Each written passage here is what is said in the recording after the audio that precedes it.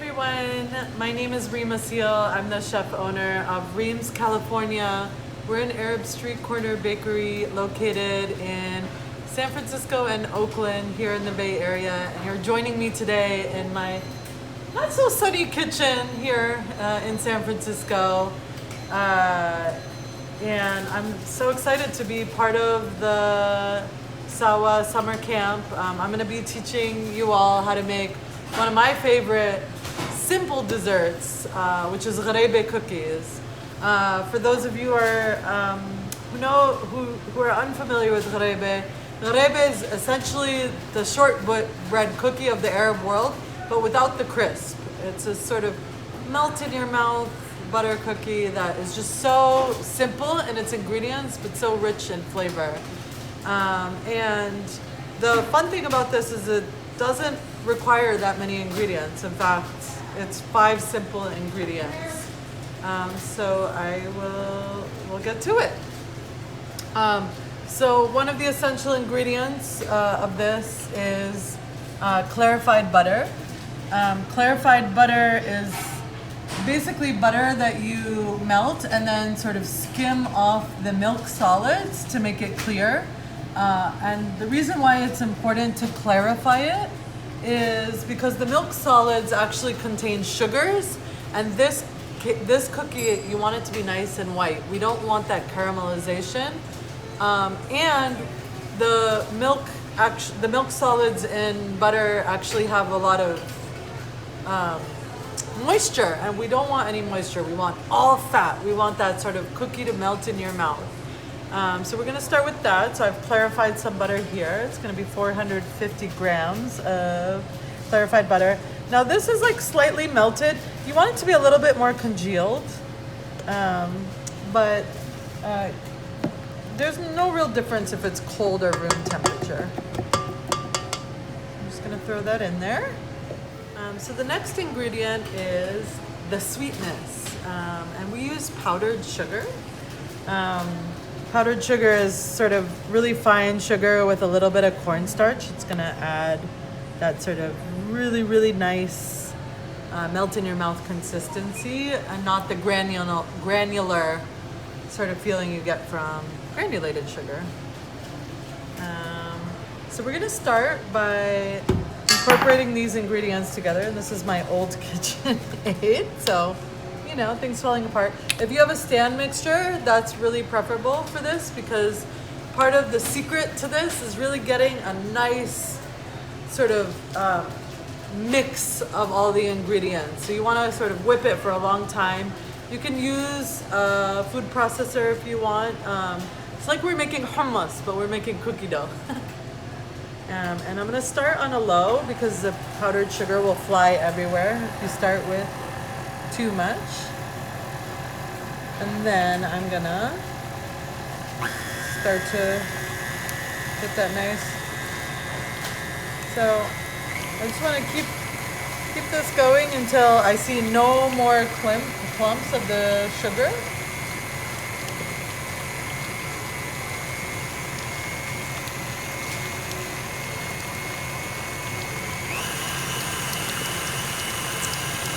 And really the secret to this recipe is the patience. You just gotta let it go. If you're using a hand mixer, you just gotta keep at it. I'm talking about like 5 minutes keep at it. So if you don't have patience, that's the first thing you need to work on. But just gotta wait it out.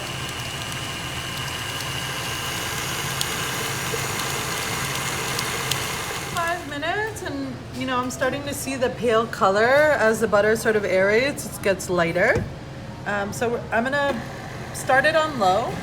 I'm gonna throw in my orange blossom water. It's about 30 grams, about a tablespoon.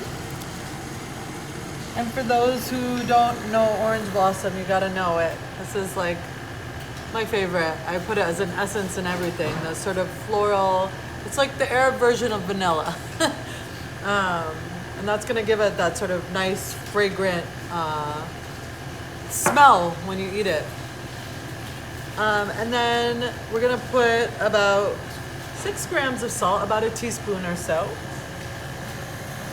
And in baking, I really like to measure everything, but if you don't have these measurements, you can, I can send the teaspoon measurements along with this video, or the volume measurements rather. Okay, and now I'm going to start to rev up. I'm going to start to incorporate the flour, and again, I want to kind of do this. If you have a sifter, it's great, but you don't really need a sifter. You can kind of just gradually get your flour in. So I'm just gonna go a cup at a time. And you want about 550 grams of flour for this recipe. So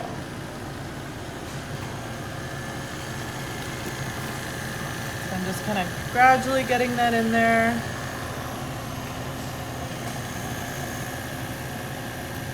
And I played around with a lot of recipes. Ghraybe, you know, can be a tougher cookie dough. A lot of recipes have it sort of more firm and you work it like a dough. I like it more like a fluffy cookie dough. I don't like it super dense. So this is sort of rich in flavor but light in texture is what I would say. You can see it's sort of starting to come together. So now I'm going to work it.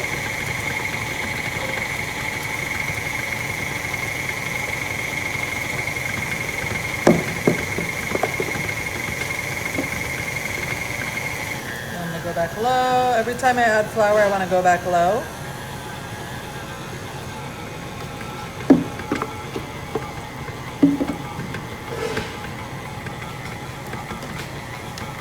That last bit in there.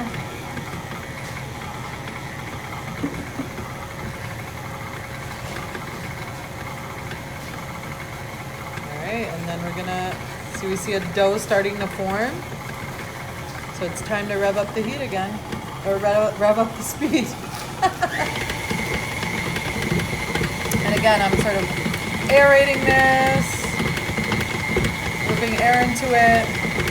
Getting that flour nice and incorporated. You don't want butter chunks anywhere because if the butter is not sort of evenly distributed, it's gonna spread in some places and not in others.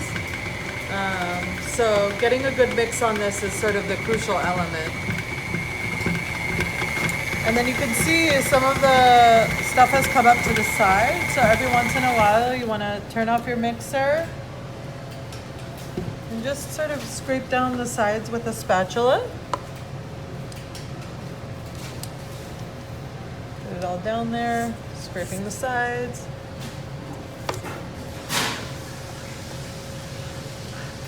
And then we go again. Okay.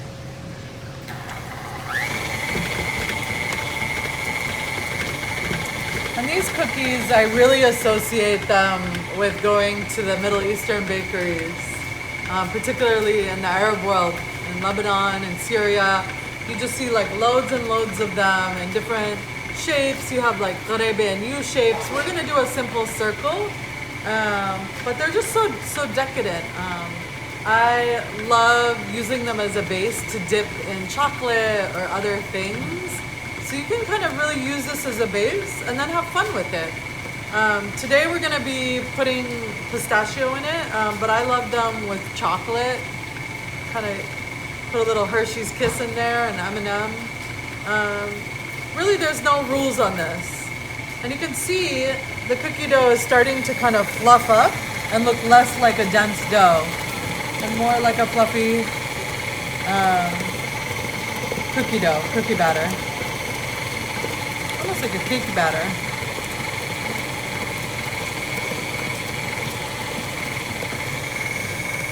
Again, it's like, imagine you're making hummus here. And that's looking pretty good. So it's almost like 10 minutes of mixing, if you want to think about it in time. But you're looking for this consistency. It's starting to look really like a batter.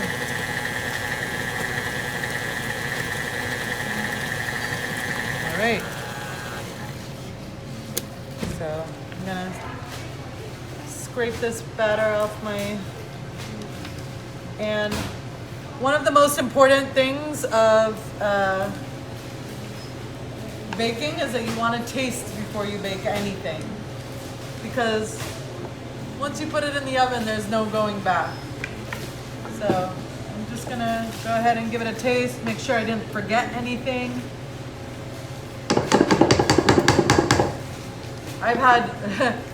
I've had bakers who mix this with salt instead of sugar. All sorts of stories I have for you. Let's see, what do I want to taste this? I'll use my finger. Not COVID friendly, so I'm going to wash my hands. Perfect.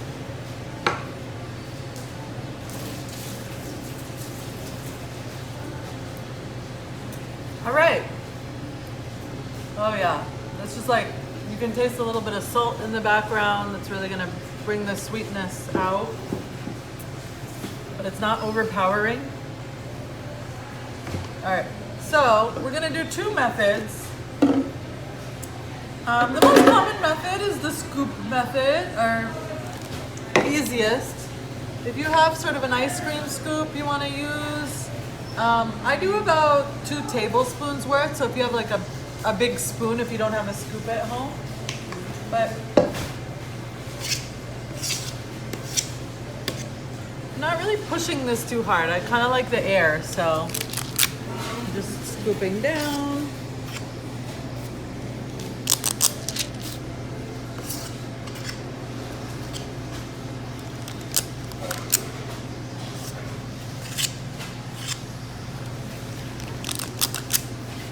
And you want to create a little bit of space between your cookies because they're going to spread out a little bit.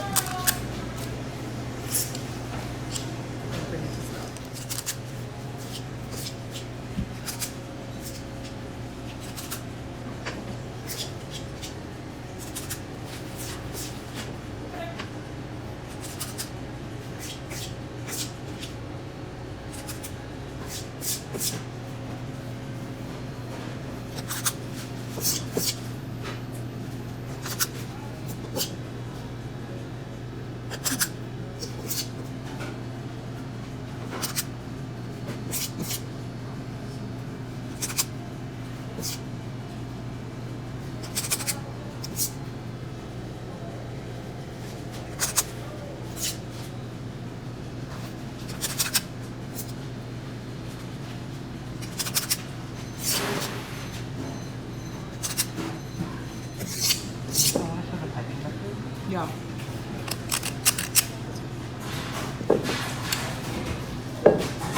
We're making cookies. You get to eat the cookie dough.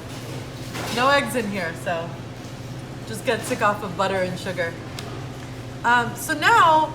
So the way these cookies bake is what you see in texture. So we want to smooth them out, but because it's so fluffy and sort of loose, we're gonna refrigerate them for about 5 minutes or so just to kind of get a nice smooth texture on them. So we'll see you in 5 minutes.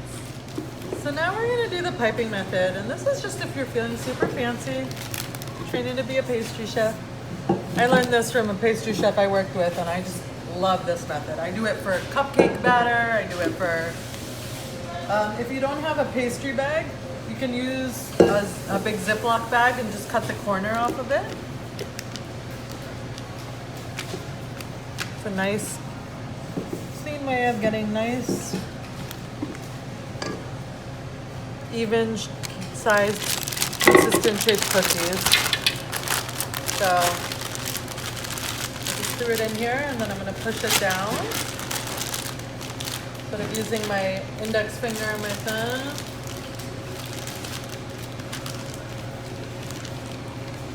Down here. This is the trick that I learned.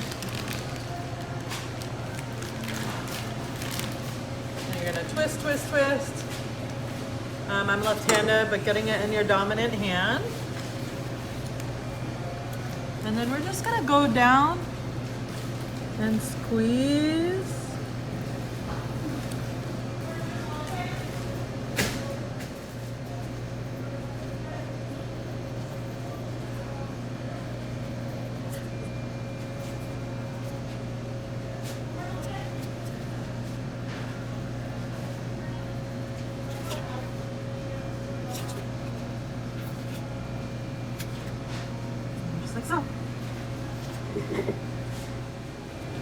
So you can see the nice like little ridges, just a different way, like a different sort of look. Then in the indents, we're gonna throw our pistachios. So we're just gonna push it like so.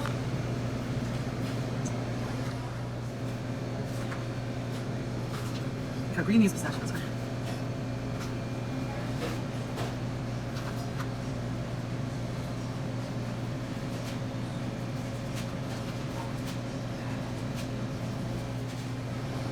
All right, and I'm gonna put this in the oven while I get my other ones out. So I'm gonna bake those for about really 12 to 15 minutes or so based on the heat of your oven. I start at 300 degrees and I put my timer on for the halfway through. You wanna rotate halfway through your bake to make sure that that heat is evenly distributed. So I'm gonna grab my scooped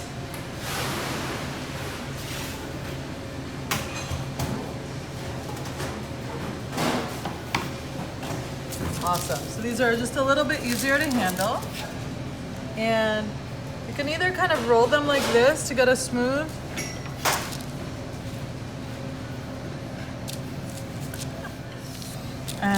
I'm just walking through and smoothing out my scoops and giving it a little push.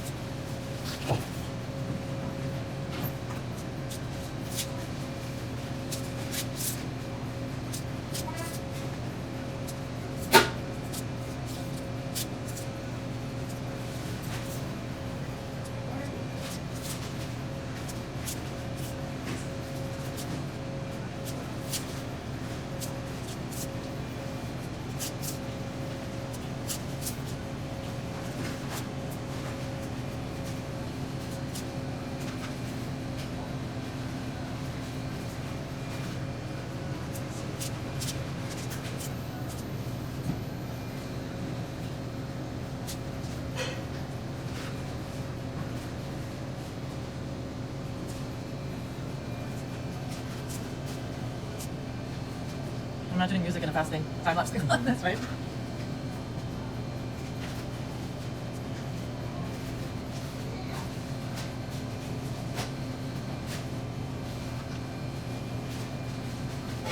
All right, and these go in the oven.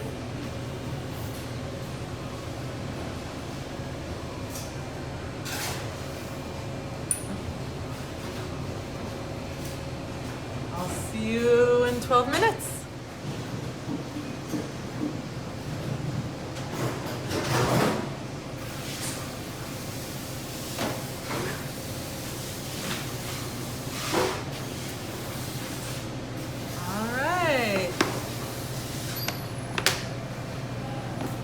Look at these. So as you can see, the dough, you want to bake it. This took about 15 minutes because it's a little bit bigger than my pastry bag method. But you can see it's starting to crackle. That's when you want to take it out. You don't want it to crackle too much. You want this nice smooth texture here. You want the sheen to come off, so I know it's baked through.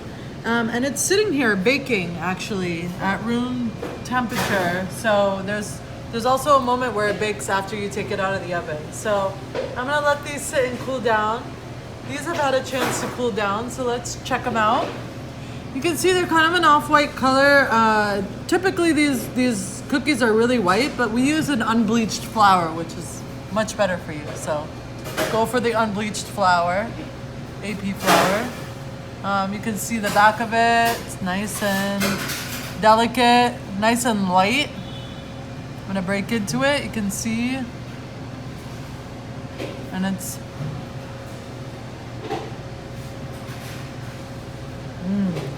melt in your mouth.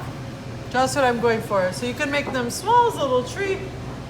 You can make them as bigger cookies. Eid is coming up, so if you have a tradition of making stuff with your family, this is a perfect thing to do. As you can see, one recipe made a lot of cookies. Yeah, whatever you would like. If you have chocolate, melt that chocolate and go ahead and dip it. That's my favorite way of making ghraybe. For Easter, you can do white chocolate and color code it with something, like a pastel. But yeah, really whatever your heart desires. But make sure to put them in these seal really well in a airtight container. They last about, I would say up to a week or so if you take care of them. But they won't last that long because you will eat them. So make sure that you store them in a place that is not easily accessible. And that's it. Thanks for joining me this afternoon in baking. If you make these Ghraybe cookies, tag me. I'm at Reem.Assil on Instagram. Or you can tag Reem's California, my bakery. Check us out. And if you ever come up to San Francisco, come visit us.